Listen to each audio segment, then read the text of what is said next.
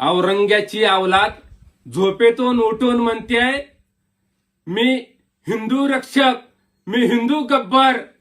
अरे फुटलेल्या टायरासारख्या चपट्या तोंडाच्या स्वतः तुला कुणी भंगाराच्या किमतीला देखील विकत घेणार नाहीत.